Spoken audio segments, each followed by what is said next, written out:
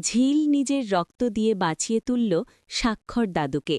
হ্যাঁ বন্ধুরা, এমনটাই দেখতে পাবে ভোলে বাবা পার করেগা সিরিয়ালের আগামী পর্বে। স্বাক্ষর দাদু ঝিলের জীবনে শুধু দাদু নন, তিনি ছিল তার সাহস, গল্প আর আশ্রয়ের নাম। ছোটবেলায় ঝিল যখন ভয় পেত, দাদুর কাঁধে মাথা রাখলেই সব ঠিক হয়ে যেত।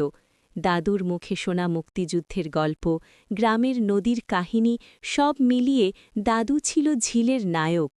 কিন্তু একদিন হঠাৎ করেই সব বদলে গেল।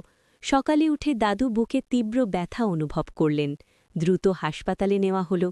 ডাক্তার জানালেন দাদুর শরীরে রক্তের পরিমাণ বিপজ্জনকভাবে কমে গেছে। অপারেশন জরুরি, কিন্তু তার আগে দরকার নির্দিষ্ট গ্রুপের রক্ত। হাসপাতালের করিডরে অস্থিরতা ছড়িয়ে পড়ল। আত্মীয়স্বজন কেউ সেই গ্রুপের রক্ত দিতে পারছে না। ব্লাড ব্যাংকেও সেই মুহূর্তে রক্ত নেই। সময় যেন থমকে গেল।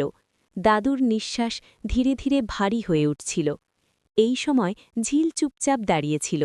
হঠাৎ সে এগিয়ে এসে বলল, ডাক্তার আঙ্কেল, আমার রক্তের গ্রুপ দাদুর সঙ্গে মেলে। সবাই অবাক। ঝিল তখনও কলেজে পড়ে।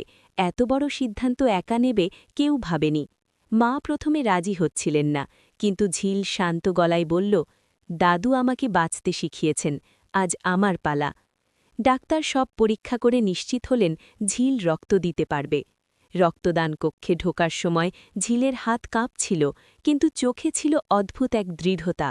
সে জানত এই রক্ত শুধু দাদুর শরীরেই নয়, তার ভালোবাসার গভীরতাও পৌঁছে দেবে। অপারেশন সফল হল।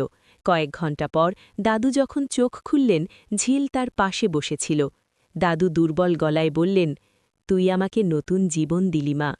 ঝিল মুচকি হেসে দাদুর হাত ধরল।